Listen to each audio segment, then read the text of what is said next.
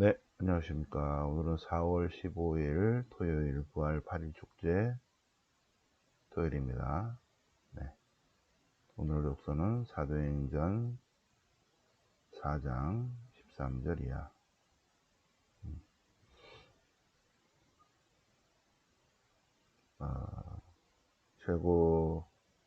최고의회에서 말하지 말라. 예수님의 이름으로 말하지 말라. 그러자 베드로와 요한이 우리는 보고 들은 것을 말하지 않을 수가 없습니다. 하고 신앙 고백을 합니다. 주님께서 부활하셨고 그것을 그리고 그분의 이름으로 환자가 낫게 되었고 보고 들은 것을 말하지 않을 수 없습니다. 시편은 시편 118편 주님 제게 응답해 주셨으니 제가 주님을 찬송하나이다. 찬미 찬송하나이다. 자, 오늘 복음은 마르코복음 16장 맨 마지막 부분이죠. 사명을 주십니다. 주님께서 부활하신 주님께서 사명을 주십니다.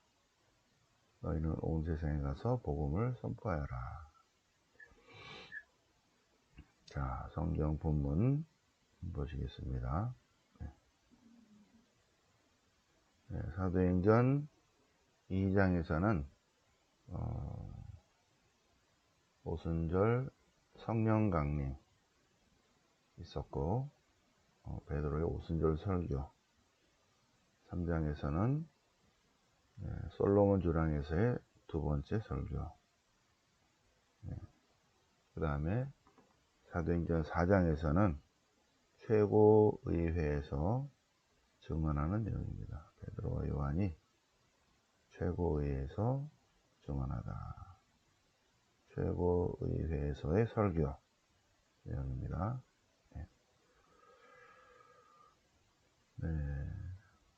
베드로가 예수님의 이름으로 기적을 베풀었습니다. 그리고 회개하시오 해서 또 신자가 또 5,000명이나 늘었죠. 그 최고의회에서 붙잡았어요. 붙잡아서 저녁이 됐기 때문에 다음 날까지 감옥에 가두었다가 신문하는 거죠. 무슨 힘으로 누구의 이름으로 그런 일을 합니까?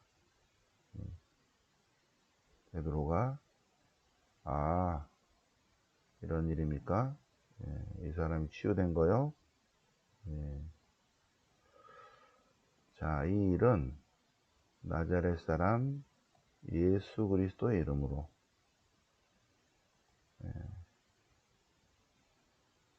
사람들이 십자가에 못 박았지만 하나님께서는 그분을 다시 일으키셨는데 바로 그분의 이름으로 이 사람이 치유된 것입니다. 예수 그리스도 말고는 어느 누구에게도 구원이 없습니다. 우리가 구원받는데 필요한 이름은 예수 그리스도밖에 없습니다. 그래서 사람들이 깜짝 놀라서 아니 이 사람들이 옛날에 어부 아니었어? 어부? 베드로와 요한이 어부였는데 무식하고 평범한 사람인데 어떻게 이렇게 똑똑한 말을 하지? 그리고 그들이 예수님과 함께 다닌 사람들, 예수님의 제자라는 것도 알게 되었습니다. 근데 문제는 치유된 사람도 바로 옆에 있어요. 병이 나은 사람도 사도들 곁에 서 있어서 아무 말을 못하는 거죠. 그래서 어떻게 할까? 저들을 통하여 명백한 표징이 일어났다는 사실. 이거는 어쩔 수가 없다. 이걸 어떡하지? 그래가지고 말하지 말라. 그 이름으로 아무에게도 그 이름으로 말하지 말라고 겁을 주자. 그렇게 해서 최고의회에서는 최고의회라는 그 권한을 가지고 사도들을 불러서 예수님의 이름으로는 절대로 말하지도 말고 가르치지도 말라고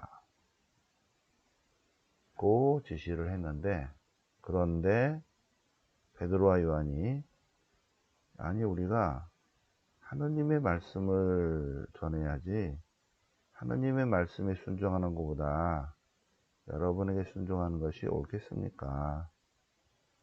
우리로서는 보고 들은 것을 말하지 않을 수 없습니다. 그러자 그들이 할 말이 없어지는 거죠. 근데 그 치유받은 사람이 40살이랍니다. 40살. 자, 오늘 독서가 사도행전 4장 베드로와 요한이 예루살렘 최고의회에서의 증언 내용, 설교 내용입니다. 나자렛 예수님의 이름으로 말하지 말라. 그러자 우리는 하느님 말씀, 하느님께 순종하는 것이 낫지 어떻게 인간의 결정을 따르겠습니까? 아니되옵니다. 그리고 우리로서는 그분의 죽으심과 부활하심, 그리고 그분의 이름으로 치유된 기적이 놀라운 사건들 보고 들은 것을 사람들에게 말하지 않을 수 없습니다. 그리고 어느 누구에게도 구원이 없고 오직 예수님에게만 구원이 있습니다. 이것을 신앙 고백을 하고 있습니다. 사도행전 4장. 자, 시편은 어제와 똑같은 시편 118편입니다. 파스카 할렐 시편. 주님을 찬송하라, 좋으신 분이시다. 그분의 자애, 그분의 사랑, 그분의 헤세드는 영원하시다. 주님은 나의 힘, 나의 구셈, 나에게 구원이 되오시는 구원이. 주님이야말로 구원자이시다. 주님은 우리를 구원하신 분이시다. 의인들의 천막에서는 기쁨과 구원의 환호 소리 터지네. 주님의 오른손이 위협을 이루셨네. 주님의 오른손이 드높이 들리시고, 주님의 오른손이 드높이 들리시고, 주님의 오른손이 위협을 이루셨다. 주님께서 나를 그토록 바라셔서 죽음에 버리지는 않으셨다. 내게 열어라 정의의 문을, 그리로 들어가 나 주님을 찬송하리라. 이것이 주님의 문이니 주님의 문은 의인들이 그리로 들어가리라. 제가 주님을 찬송하오니 당신께서 제게 응답하시고 제게 구원이 되오셨습니다. 제가 주님을 찬송하는 것은 주님께서 저에게 구원이 되오셨기 때문입니다. 저를 구원하셨기 때문입니다. 베드로로 인해서 치유받은 안전뱅이의 시편이기도 하고, 또 최고의회에서 최고의 의원들에게 설교한 베드로와 요한의 감사기도이기도 하고, 그죠? 시편 118편 주님께 감사하라, 좋으신 분이시다. 118편 말씀 노트에 한번 쭉 써보시기 바랍니다. 자, 오늘 토요일 마지막 복음, 마르코 복음 16장 계속 마테오, 마르코, 루카, 요한 계속 부활 부분을 우리가 월, 화, 수, 목, 금, 토 계속 묵상하고 있습니다. 오늘 토요일 복음은 마르코 복음 16장, 부활하셔서 사명을 주는 내용입니다. 사명을 제자들에게 사명을 주시다. 마리아 막달레나에게 나타나십니다. 예수님께서 주간 첫날 새벽에 부활하신 뒤에 마리아 막달레나에게 먼저 성모님에게 나타나시고, 그리고 제자들에게는 마리아 막달레나에게, 여제자에게 처음으로 나타나셨다. 마리아 막달레나는 사도들의 사도입니다. 사도들의 사도. 사도들에게 주님의 부활을 알린 제자죠. 예수님께서 7마귀를 쫓아주셨다. 그 여자는 예수님과 함께 지냈던 일이 슬퍼하면서 울고 있는 곳으로 가서 주님께서 살아계시다는 소식을 전하였다. 예수님께서 살아계시다. 그분은 부활하셨다. 라고 전했는데 그들은 믿지 않았다. 다시 예수님께서 시골로 가는 두 사람, 여기는 두 사람만 나오죠. 엠마오의 제자 나타나셨는데, 예수님께서 다른 모습으로 나타나셨는데, 그래서 그들이 빵을 떼어주실 때 눈이 열려서 그분을 알아보게 되어서, 아, 그렇구나, 그분이 살아계시구나. 다시 돌아가서 예루살렘으로 다시 돌아가서 제자들이 알렸지만, 역시 제자들은 엠마의 제자의 말도 믿지 않았다. 믿지 않은 거예요. 믿지 않고 믿지 않았다. 자, 여기 마르코복음 16장의 이 내용은 마르코 공동체가 예수님의 부활을 잘 믿지 않았다. 그런 것도 깔려 있습니다. 마르코복음 16장. 부활하신 예수님을 믿지 않았다. 그분이 살아계시다는 걸 믿지 않았다. 제자들에게 예수님께서 나타나십니다. 마침내 11제자가 식탁에 있을 때 예수님께서 나타나셨다. 그리고 그들의 불신, 완고한 마음을 꾸짖으셨다. 왜? 믿지 않았기 때문에. 그리고 예수님께서는 제자들에게 사명을 주십니다.